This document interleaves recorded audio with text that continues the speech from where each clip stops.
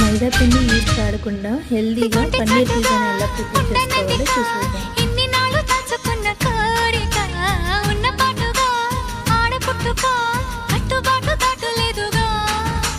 కన్నె వేడుక విన్నవించగా అందుబాటులోనే ఉన్నానుగా, తీగ చాటుగా మూగ పాటగా ఆగిపోకే రాగమాలిక.